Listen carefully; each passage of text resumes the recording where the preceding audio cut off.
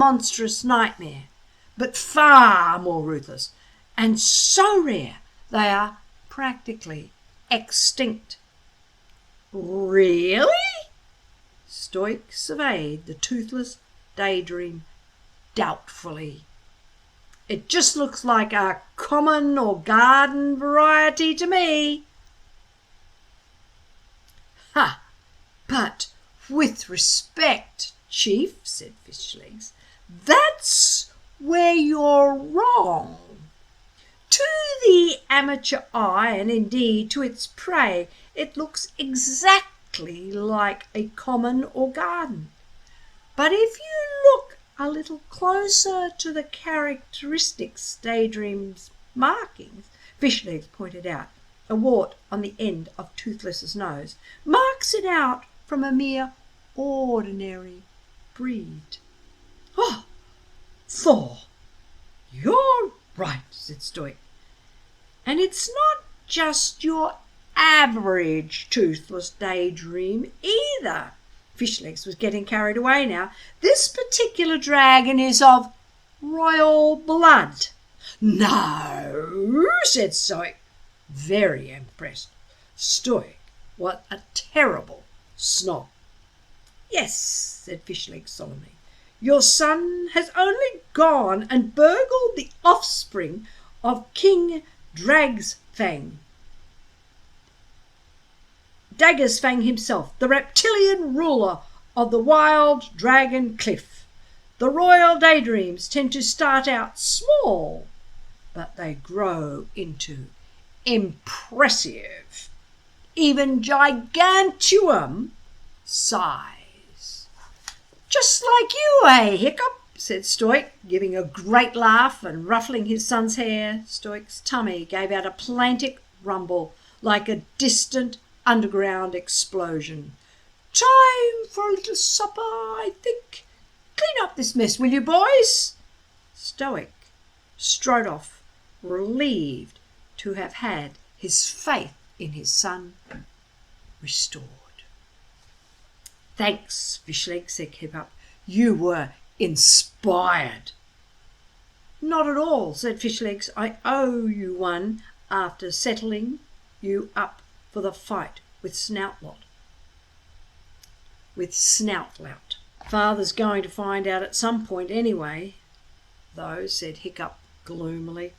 Not necessarily, said Fishlegs. Look at all that talking you were doing with that toothless daydream here. That was incredible. Unbelievable. I've never seen anything like it. You'll be training him in next to no time.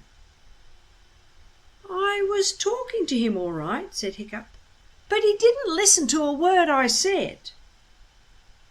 When he was going to bed that night, Hiccup didn't want to leave Toothless in front of the fire with Newt's Breath and Hookfang.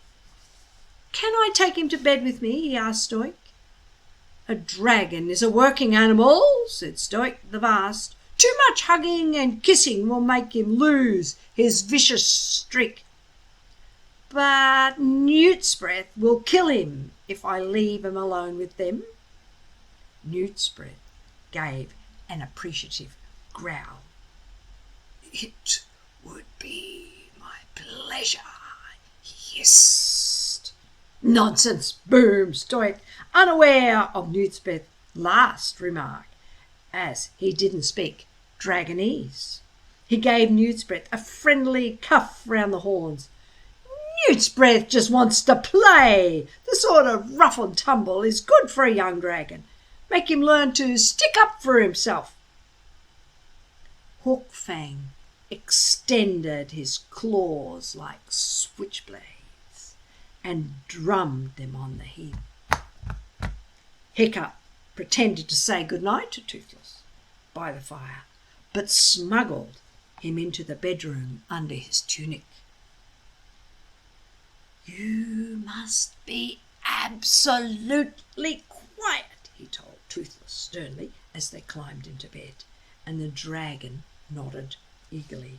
In fact, he snorted loudly the entire night, but Hiccup didn't care. Hiccup spent the whole of the winter on Burke in various states of very cold, ranging from fairly chilly to absolutely freezing. At night, too many layers were considered sissy, so Hiccup generally lay awake for a couple of hours until he had shivered himself into a light sleep.